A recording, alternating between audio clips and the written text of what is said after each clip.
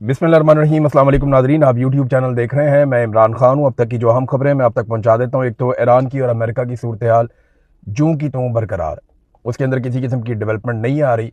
ऐसा लगता है कि डोनाल्ड ट्रंप पहले मामले को ठंडा करना चाहते हैं और फिर मुज़ाकरात के अंदर जो चीज़ें उनको मिले उनको अपनी कामयाबी डिक्लेयर करके जो एक पॉलिटिकल डैमेज डोनाल्ड ट्रंप को हुआ वो उसको कंट्रोल करना चाहते हैं।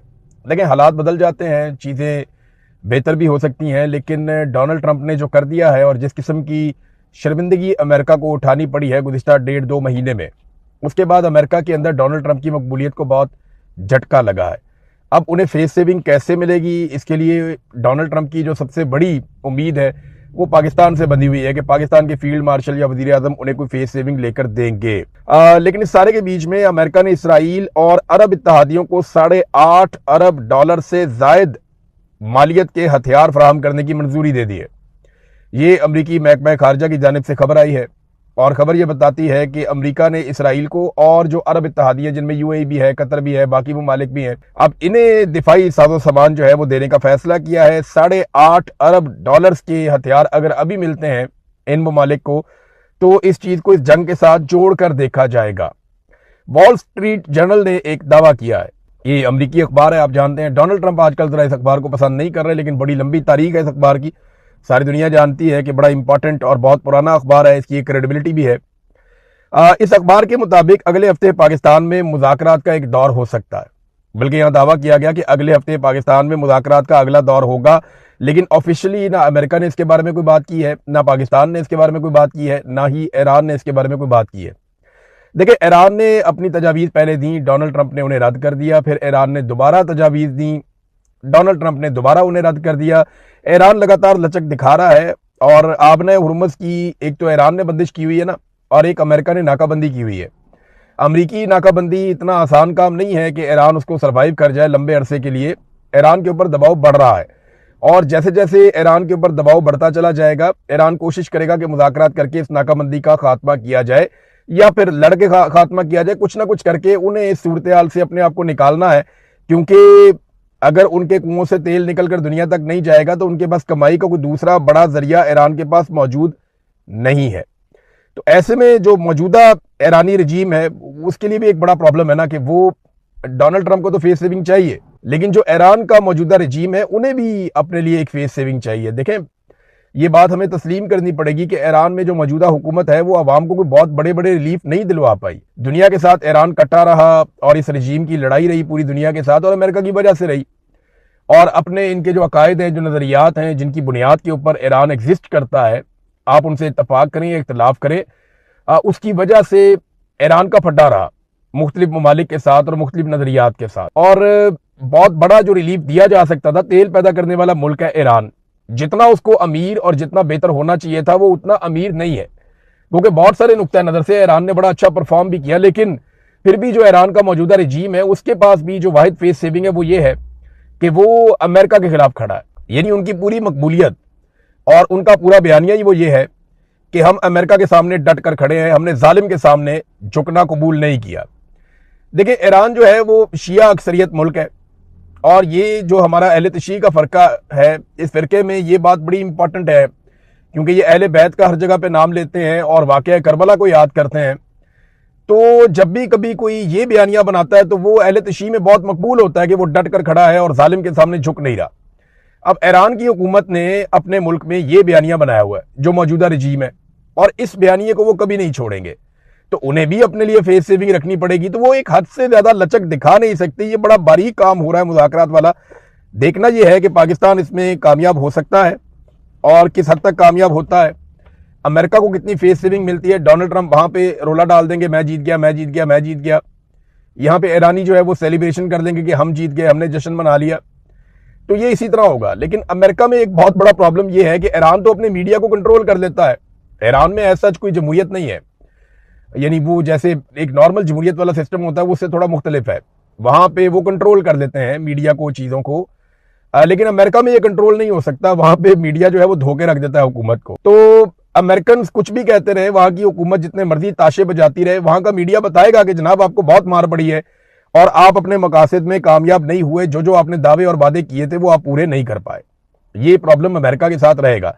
तो ईरान ने फेस सेविंग देनी है अमेरिका को भी, और खुद भी उन्होंने अपना जो मकबूलियत की उनके पास एक वाहिद बड़ी वजह है कि वो डट कर खड़े हैं, वो भी उन्होंने वजह अपने हाथ से नहीं जाने देनी।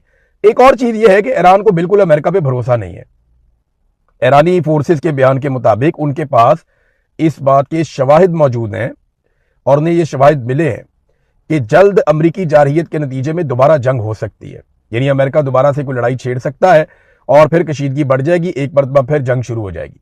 इस वक्त जो इंटरनेशनल मार्केट में तेल की कीमत है वो बुलंद तरीन सतह पर है। 4 साल में इतनी बुलंद कीमत कभी नहीं थी। 2022 के बाद पहली मरतबा तेल की कीमत 126 अमरीकी डॉलर तक पहुंची है।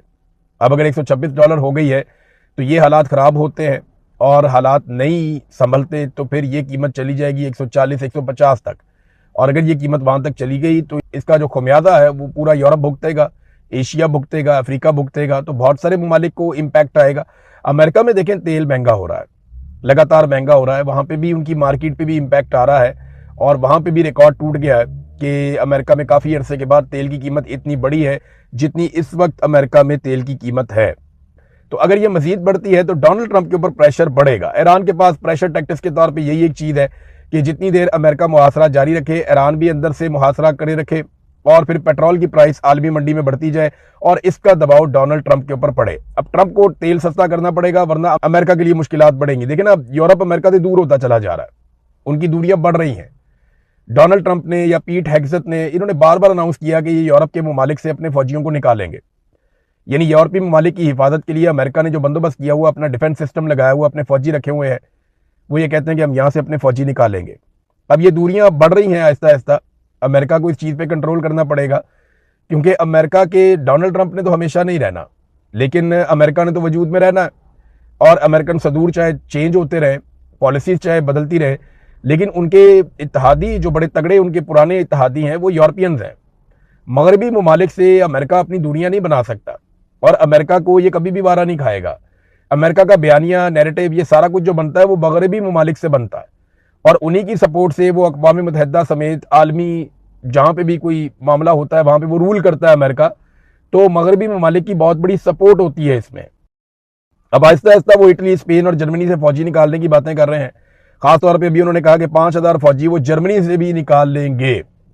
तो अमेरिका को अपने ताल्लुकात बेहतर करने पड़ेंगे। ट्रंप के तो चले, अगर वो पूरा टाइम भी कर देते हैं तो 2.5 साल और हैं, तो इन 2.5 सालों के बाद एक नया सदर आ जाएगा अमेरिका में, तो वो एक नई पॉलिसी लेकर आएगा। और जो इस वक्त रिपब्लिकन्स की सूरत-ए-हाल है, मुझे नहीं लगता कि अगले इंतखाबात में डेमोक्रेट्स को रिपब्लिकन आसानी से शिकस्त दे सकेंगे।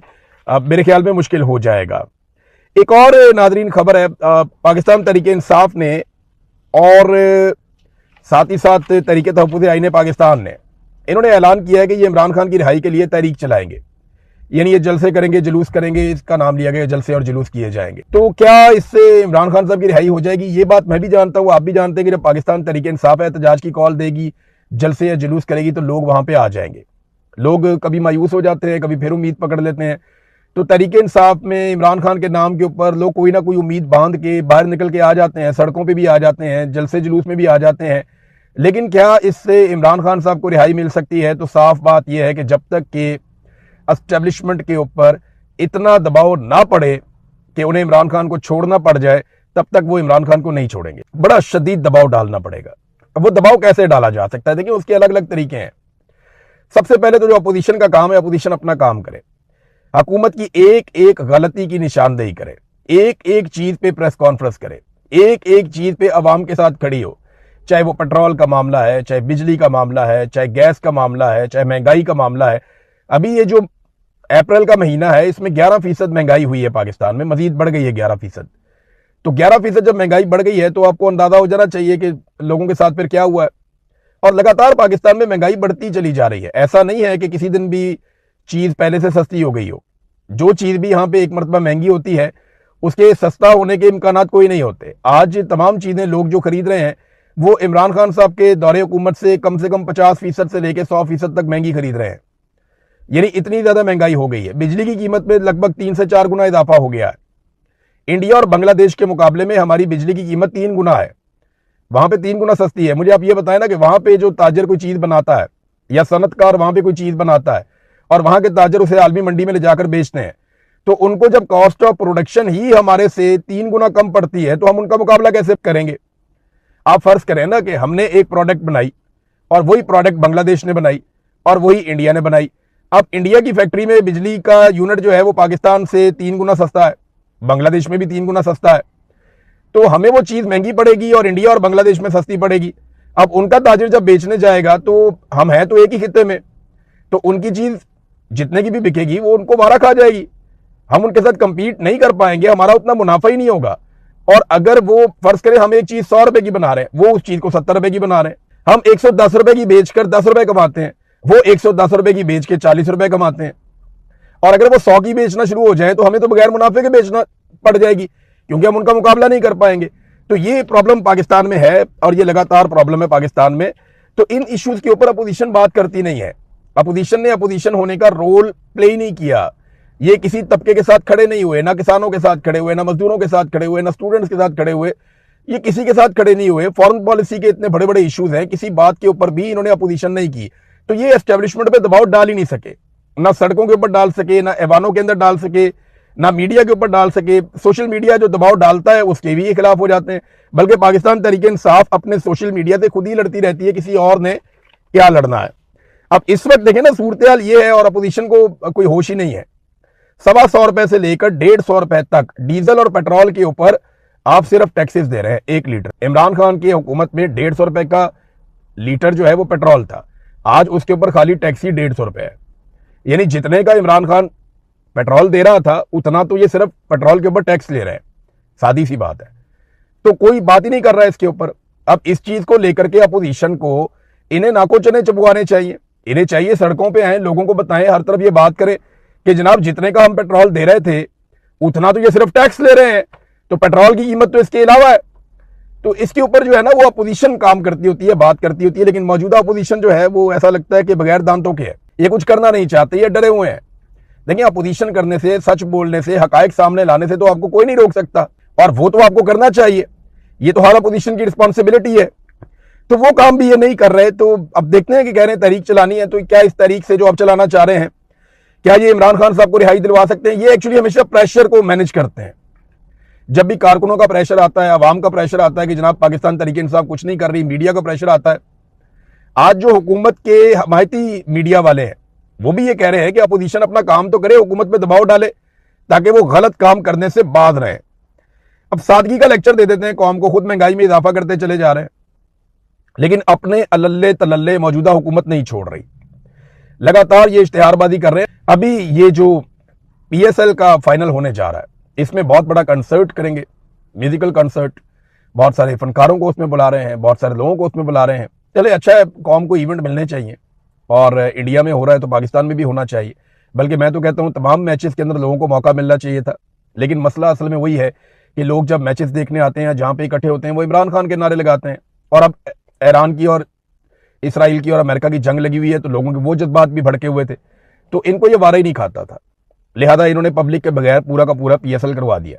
और अब इन्होंने सख्त तरीन सिक्योरिटी के अंदर अपने पासेस जारी करके बहुत बड़ी तादाद में अपने MNAs MPAs और अपने ओहदेदारान को कह रहे हैं कि अपने बंदे लेकर आने हैं, जितनी बड़ी तादाद में अपने बंदे ला सकते हैं अपने बंदे लेकर आने हैं। अब ये अपने बंदे लेकर जा रहे हैं और बड़ी तादाद के अंदर कोशिश कर रहे हैं स्टेडियम को भरें और पासेस के जरिए से भरें, और कुछ लोग टिकट लेके भी आएंगे बेचारे, और वहां पे पुलिस की बहुत भारी नफरी तैनात कर रहे हैं। पूरी कोशिश है किसी किस्म की कोई सियासी आवाज ना उठे, किसी किस्म की कोई मजहबी आवाज ना उठे, खास तौर पे आप फलस्तीन के बारे में बात ना करें, आप इसराइल के खिलाफ बात ना करें, खास तौर पे आप इमरान खान का तो बिल्कुल ही कोई नारा लगाए ही ना। तो अब ये इसके लिए बहुत बड़े पैमाने पे सिक्योरिटी का बंदोबस्त कर रहे हैं।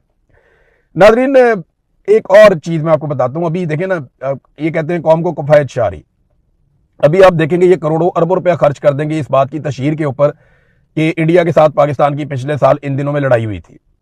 और आप ये देखेंगे कि मिली नगमे, बैनर, पोस्टर, ये बहुत सारा कुछ ऐसा करेंगे जो गैर जरूरी है। क्योंकि देखें, मैं इसलिए गैर जरूरी कह रहा हूं कि कश्मीर अभी तक आजाद नहीं हुआ। वादा जो है पाकिस्तान की फौज का पाकिस्तानियों के साथ ये है कि वो कश्मीर को आजाद करवा कर देंगे। 70 साल में उन्होंने अपना वादा पूरा नहीं किया, तो अब सिर्फ इंडिया के जहाज गिरे हैं और उन्होंने पाकिस्तान में नुकसान किया, पाकिस्तान ने उनके जहाज गिरा दिए, उन्होंने यहाँ बहुत सारे लोग शहीद कर दिए थे, हमारे एयरपोर्टों पर उन्होंने मारा, उन्होंने मिसाइल मारे। मामला ये है कि हमने उनके जहाज गिरा दिए, बहुत अच्छी बात है, हम उससे बड़े खुश हैं, लेकिन अब आप कौम का करोड़ों अरबों रुपया इस पे जाया तो ना करें इस बात पे कि जनाब हम सेलिब्रेशन करने जा रहे हैं, अपना पानी छुड़वा लें इंडिया से, फिर सेलिब्रेट कर लेते हैं। कश्मीर को आजाद करवा लें, मैं 1 हफ्ता जश्न मनाऊंगा, बल्कि 1 महीना जश्न मनाऊंगा। कश्मीर को आजाद करवा लेना जो वादा किया हुआ है, और हम तुम्हारा सांस बंद कर देंगे अगर तुम हमारा पानी बंद करोगे। तो वो पानी बंद करके बैठा हुआ है और अब तक उनका सांस ही बंद नहीं किया। तो यहां पे अब जनाब एक और जश्न आपको देखने को मिलेगा जिसपे कौम का पैसा जो है वो बहुत ज्यादा लगाए जाने की तवक्कुआत है, और ऐसी खबरें भी आ रही हैं। नादरीन, एक खबर में जाते जाते आपके साथ शेयर करूंगा, ये बड़ा अफसोसनाक मामला है। 100 दिन हो गए हैं ईमान मजारी और हादी अली चट्ठा को गिरफ्तार हुए। 100 दिन हो गए, उनका केस ही नहीं लग रहा। ये दोनों वकील हैं और इंसानी हुकूक के लिए काम करते रहे। इन्होंने हमेशा गरीब आदमी के, कमजोर आदमी के केसेस मुफ्त में लड़े हैं। इन्होंने पैसा नहीं बनाया, इन्होंने इंसानी हुकूक के लिए, इंसानियत की खातिर, अल्लाह की रजा के लिए ये लोग काम करते रहे। बड़ा जोर लगाया इन्होंने, हर पिसे हुए तबके के लिए ये खड़े हुए, ईमान मजारी और हादी अली चट्ठा। सलाम है दोनों मियाँ बीवी को। और इन दोनों को गिरफ्तार करके जेल में ले जाके बंद कर दिया, और एक ट्वीट के ऊपर इनको 17 साल की सजा सुना दी। इधर जज का बेटा दिन दहाड़े 2 बच्चियों को कुचल के कत्ल कर देता है, उसके पास लाइसेंस भी नहीं है, गाड़ी भी इलीगल है, और वो 2 दिन में घर चला जाता है। इनका 100 दिन हो गए, केस ही नहीं लग रहा, और अदालत भी वही है जहां उस जज का बेटा था, यानी उस लड़के का बाप जिस अदालत के अंदर जज है वही अदालत है। आप अंदाजा करें, यह है पाकिस्तान में निज़ाम इंसाफ। और ये इंसाफ के लिए, लोगों को इंसाफ दिलाने के लिए ठोकरें खाते थे। इनका अपना तो कोई मामला नहीं था, ये तो गरीब और पिसे हुए तबकात के लिए, जबरी तौर पर लापता अफराद के लिए, बहुत गरीब और पिसे हुए लोग, वो बेचारे जिनका कोई बात ही सुनने वाला नहीं है, उनके केसेस लड़ते थे ये। और आज इनके साथ जो है वो बुकला खड़े, इसके बावजूद इनको इंसाफ नहीं मिल रहा। आप अंदाजा करें कि जो खुद वकील है उन्हें इंसाफ नहीं मिल रहा, और वकील भी वो जो इंसानी हकूक के लिए आवाज बुलंद करते हैं, जिनके लिए इंटरनेशनली आवाज उठी है, उन्हें इंसाफ नहीं मिल रहा। तो पाकिस्तान में आम आदमी को कैसे इंसाफ मिलेगा? जब आप ये हरकतें करते हैं ना, जब वो कॉन्स्टिट्यूशन के ऊपर एवेन्यू पे नंबर 1 बिल्डिंग है, वो पता चले वो बिल्डिंग ही गैर कानूनी है। वो बिल्डिंग बन रही थी, किसी ने नहीं रोका। वो बिल्डिंग बन गई, किसी ने नहीं रोका। वो बिल्डिंग बिक गई, किसी ने नहीं रोका। वो बिल्डिंग बिक के जनाब लोग उसके अंदर शिफ्ट हो गए, किसी ने नहीं रोका। एंड में आगे याद है जनाब ये तो बिल्डिंग गिरानी थी, पहुंचो जी सारे, अब खाली करवा रहे हैं। मैं ये कह रहा हूं कि गैर कानूनी काम है ना, रोको उसको। लेकिन ये गैर कानूनी काम करवाया किसने? कौन लोग इसमें जिम्मेदार हैं? इसके अंदर जब पहली ईंट रखी जा रही थी, जब इसको बनाया जा रहा था, वो जो अफसरान है सीडीए के, वो तमाम लोगों को लटकाए ना, ला के इनको उल्टा लटकाए, इनकी जेबों से पैसा निकलवाए जो इन्होंने रिश्वतों में खाया। लेकर उस ठेकेदार को पकड़ के जो बेचकर भाग गया, वो सारे माफिया को पकड़ो जो इसके लिए जिम्मेदार है। वो बेचारे लोगों ने जिन्होंने खरीदा हुआ है, उनका क्या कसूर है? वो तो खरीद रहे थे इसलिए कि इसकी इजाजत थी। तब आपने यहां पे नोटिस लगाया ही नहीं कि जनाब ये नहीं खरीदना वरना आपके पैसे जाया हो जाएंगे। तो जो कॉन्स्टिट्यूशन एवेन्यू, उसकी बिल्डिंग नंबर 1 ही गैर कानूनी होगी, उस मुल्क में कौन सरमायाकारी करेगा? आप अंदाजा करें ना। इन्होंने पैसा लगवा दिया, सारा कुछ कर दिया, लोगों ने ले लिया, एंड में आके इन्होंने कहा जी नहीं, खत्म, जाया, फारग, घर जाओ। अब ये जो इन्होंने किया है, इसके बाद कौन पागल है जो आएगा पाकिस्तान में पैसा लेके कि यार ये तो पागल है, ये तो सुप्रीम कोर्ट के सामने बिल्डिंग बनके तैयार होकर बिक भी गई, अब जाके ये कह रहे वो जस्टिस इजाजुल एहसन का, तो पकड़ो उसको, गिरफ्तार करो उसको, अंदर डालो, पूछो उससे। वो जस्टिस साकिब निसार का कह रहे हैं तो पकड़ो ना, गिरफ्तार करो, सवाल पूछो। ये लोगों को कहानियां ना सुनाएं। आप इंसाफ करना तो इंसाफ करें, ये पिक एंड चूज ना करें। इसी इस्लामाबाद में गरीबों के घर गिरे, पूछने वाला कोई नहीं था, कोई पूछने वाला नहीं था।